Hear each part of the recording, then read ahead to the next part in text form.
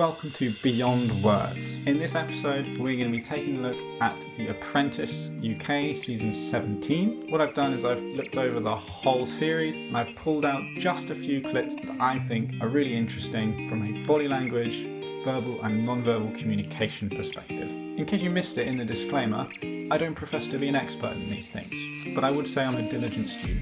I'm saying what I see, what I think, so don't think of this as a lecture where I'm telling you what the answer is. Think of this as a workshop, so get your own thoughts and ideas down in the comments, and that way we can share ideas, share thoughts, and hopefully get a really good understanding of this. So let's have a look at the first clip. This is from episode 2, where the teams have had to make bower buns. In this clip we've got Avi, Bradley, who was the project manager, and Kevin, who was the sub-team leader.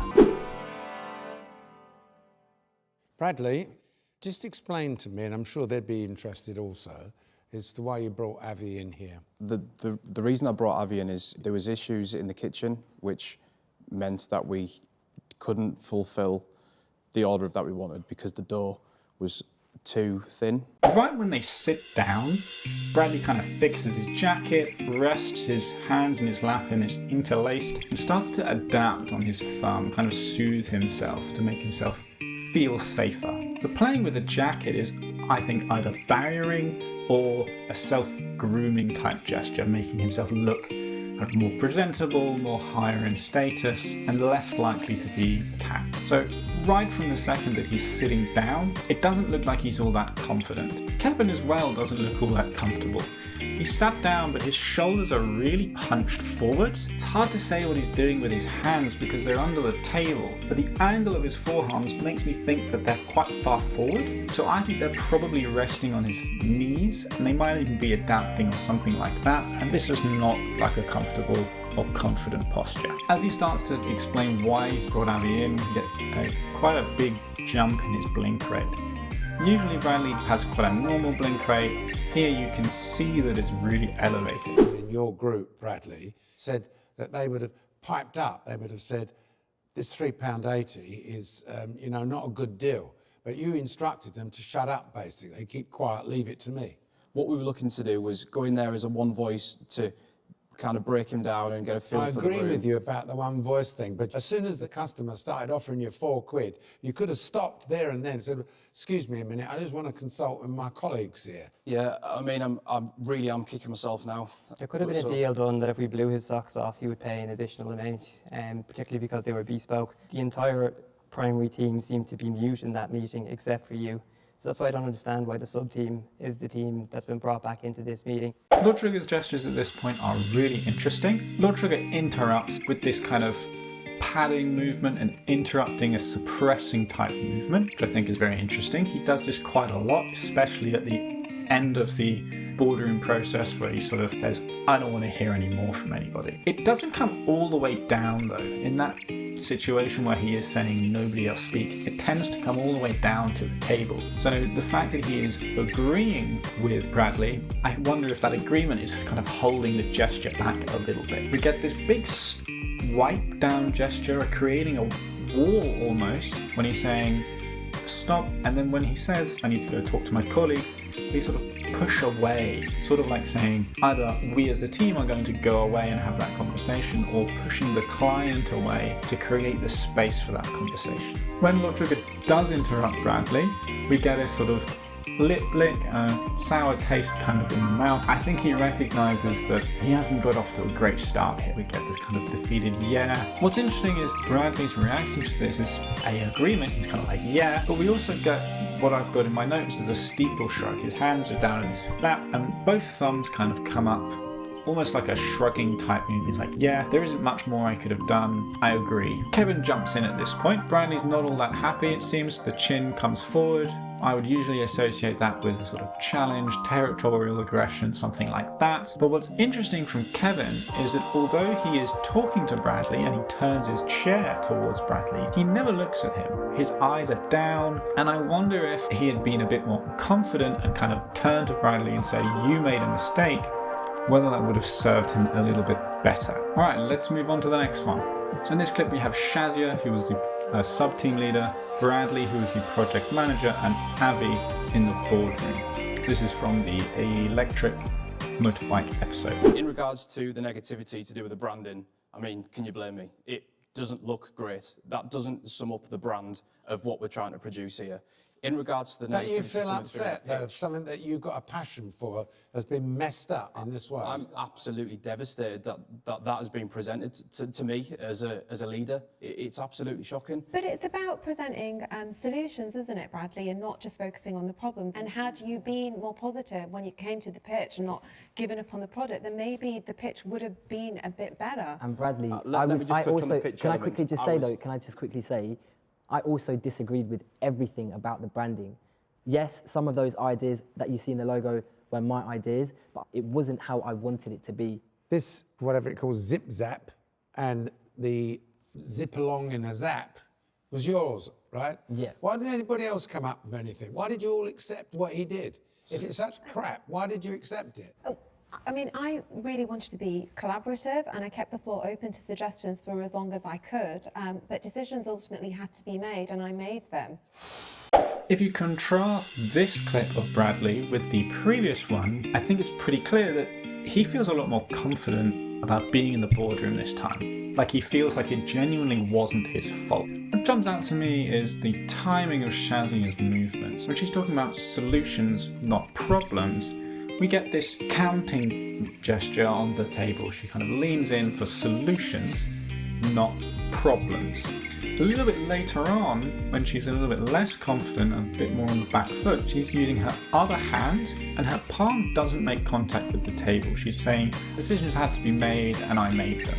I think this difference is interesting. When she's gesturing with her left, her palm contact on the table, much more emphatic. With the right, we get this sort of spider structure, and she doesn't use as much force. Again, somebody is talking about them to Bradley, but they never look at Bradley. In this case, Shazia's eyes, I think, are locked on Lord Sugars.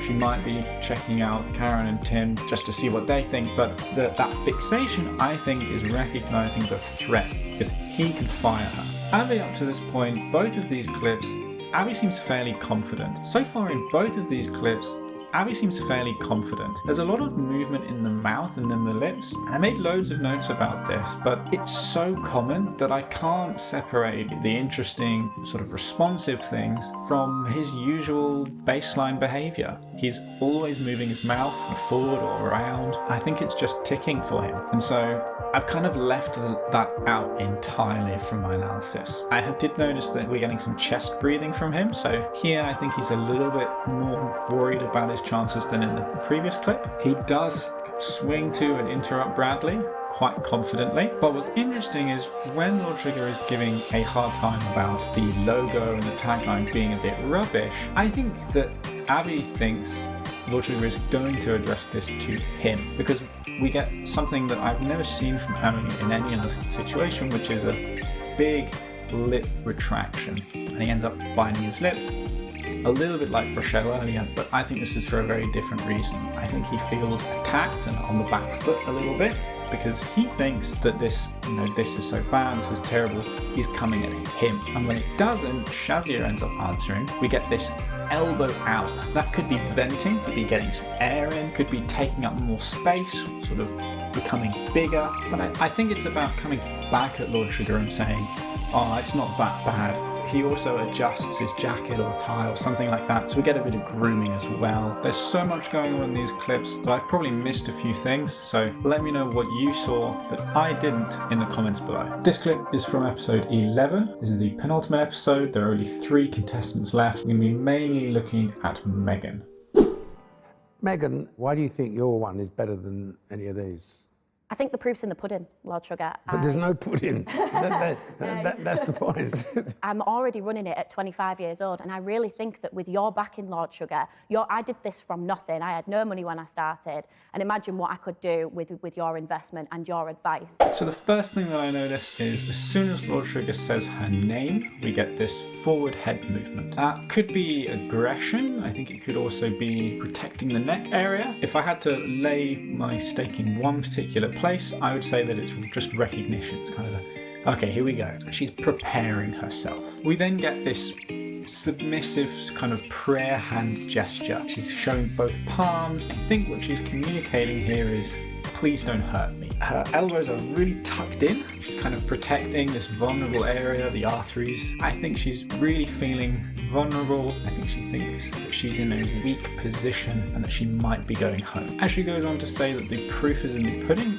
you get a little shoulder shrug just with the left shoulder. These single-sided shoulder shrugs generally suggest a lack of confidence in what is being said. So she's kind of saying, don't hurt me, proof is in the pudding, kind of. I'm not really sure about that myself. And then as Lord Sugar interrupts, we see the start of a smirk, some kind of a little smile coming onto her face as the camera cuts away. As she's going through her sentence, she stops and edits herself. She goes for a humble beginnings narrative, basically saying, you know, I built this up from nothing. And I think she's seeking common ground with Lord Sugar, who did a very similar thing. All in all, I think she feels a little bit on the back foot. I think she doesn't like her chances. I've only been in business for a couple of years, but I think my business has a lot of scalability and it could be a recognised national brand, especially with your backing.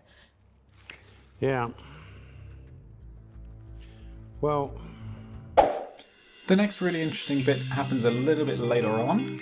Meghan makes an argument and Lord Sugar isn't really buying it. We get this long yeah. When something like that, a word is longer or a vowel is longer than it really needs to be, or is usual for that person, it suggests to me that they're kind of thinking about something else. There's another thought that's going on in their head. I think we get a little bit of contempt on the left side of his face, a little bit of movement over there.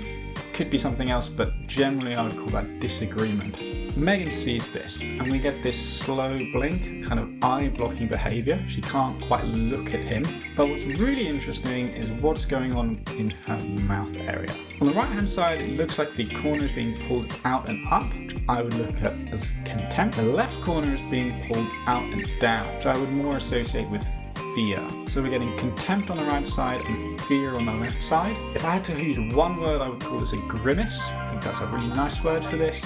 It's definitely negative. And after about a second, the contempt on the right side falls down into fear as well, with both corners are being pulled out and down. She definitely doesn't like this. Her eyes kind of drift off and to her right, which is somewhere that we usually associate with emotional accessing or emotional processing. And they also sort of glaze over a little bit, like you can tell she's gone inside her own head at that point. That is just about all I've got on that one. Let's have a look at the next one. I'm going to say to you that you're in the final. Well done, Rochelle. Thank you. So he starts to talk to Rochelle, and he uses a phrase which I believe is, and for that reason, something like that. But it's a phrase that he uses every single time he's firing somebody. And as he says that, or just after he says that, we get this kind of head tilt or head cock from Rochelle. There's a bit of movement in the face as well, and I think she's confused as to why he would be firing somebody who has the experience that he's then talking about. When he then says, you're through to the final, we get a textbook surprise face. The lower jaw drops, eyelids kind of open wide, and then it fades into happiness. There's a little bit of movement in here. The mouth corners come up in a smile, and the lips kind of go in, and then she ends up biting her teeth, her lip. A lip retraction like that usually indicates a need for reassurance, but I think in this case, she is literally biting her own lip to stop herself from speaking, from blurting things out. So the next clip, the last clip,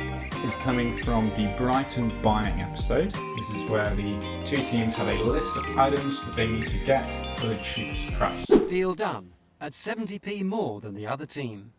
I do think there was an opportunity for us to actually slightly get it a bit cheaper, and I'm praying and hoping that the other team don't go any lower than what we got it for. So first we have this one-on-one shot with Simba. Now, he's definitely got some tightness in one side of his face, but it's hard to know what that's really about. I'm inclined to say that it's probably something to do with the sun, although if you think anything different, do let me know in the comments. Right as that one-on-one shot ends, the brows come down and the lips tighten in what I would say is either an expression or a micro-expression of anger. I don't think he likes how it went in there at all.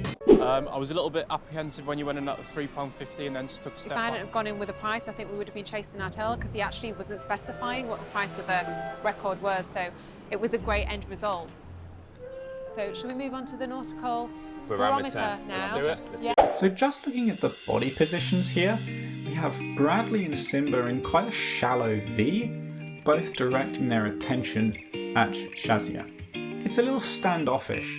Just looking at the positioning, you would probably say that it's a 2-on-1. So Bradley opens up with this rolling type gesture, but on the word apprehensive, his thumb comes down and touches the rest of his hand. Now I think that's significant because if we're concerned about our safety, one of the things that we will do is protect our joints, our wrists, our elbows, and especially our thumb joint because it's been so important for our evolution. At the same time, Simba is kind of subtly nodding. He does have his brow down, but in this case, rather than anger, I do think it's the sun. The sun looks like it's coming in right in front of them. As Shazia starts to talk, we can see this concern in the brow, sort of sorrow. She keeps looking, I think, between the two of them to kind of check what each one of them is thinking. And as she's sort of saying, you know, that we were going to be chasing our tails, I needed to do something, we get a double shrug and then a single shoulder shrug. So independently, I would say not all that confident in what she's saying, but especially seeing them both, I'm not sure she's very confident at